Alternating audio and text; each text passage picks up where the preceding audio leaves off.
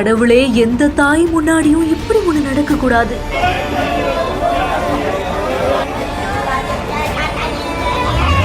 சேலம் மாவட்டம் ஓமலூர் இருக்கக்கூடிய கருத்தானூர் பகுதியை சேர்ந்தவங்க தான் சத்யா மற்றும் ராஜ்குமார் தம்பதியினர். இவங்களுக்கு திருமணமாகி 13 வயதிலையும் 10 வயதிலையும் ஒரு மகன் மற்றும் மகள் இருப்பதா சொல்லப்படுது. இந்த நிலையில தான் கருத்து வேறுபாடு காரணமா இருவரும் பிரிந்து வாழ்ந்து வந்ததா சொல்லப்படுது. இதையடுத்து சத்யா பார்த்தீங்கன்னா ஓமலூர்ல இருக்கக்கூடிய ஒரு தனியார் ஷோரூம்ல வேலை செய்து வந்ததோட மட்டும் இல்லாம அங்க பணிபுரியக்கூடிய ஒரு ஆண் நண்பரோட பழக்கம் ஏற்பட்டதாக கூறப்படுது. இப்படி இருக்கையில தான் இருவரும் பழகி வந்த சூழல்ல எதிர்பாராத விதமா இரவு நேரத்துல ஆண் நண்பரான சக்திவேல் என்பவர் திடீர்னு சத்யாவுடைய வீட்டிற்குள் புகுந்து சத்யா மற்றும் அவங்களுடைய ஆண் குழந்தைய கூர்மையான ஆயுதத்தை கொண்டு சரமாரியா தாக்கியிருக்காங்க. இதுல சத்யாவுடைய கை துண்டான நிலையில தான் சிறுவனுக்கும் பலத்த வெட்டு காயம் ஏற்பட்டு இருவரும் உயிருக்கு போராடிட்டு இருந்திருக்காங்க. அப்பொழுது உடனடியாக அவருடைய தந்தை மற்றும் உறவினர்கள் சம்பவ இடத்துக்கு விரைந்து வந்து 10 வயது சிறுவனையும் சத்யாவையும் மீட்டு உடனடியா மருத்துவமனைக்கும் எடுத்து போயிருந்திருக்காங்க. அங்க சிறுவனை பரிசோதித்த மருத்துவர்கள் அந்த சிறுவன் ஏற்கனவே இறந்து விட்டதா தெரிவித்ததா சொல்லப்படுது. மேலும் சத்யாவை மேல் சிகிச்சைக்காக சேலம் அரசு மருத்துவமனைக்கு அனுப்பி வைத்திருக்காங்க. இதற்கிடையில தான் இருவரையும் கொடூரமா தாக்கிய ஆண் நண்பரான சக்திவேல் விபரீத முடிவெடுத்துக் கொண்டதா கூறப்படுது.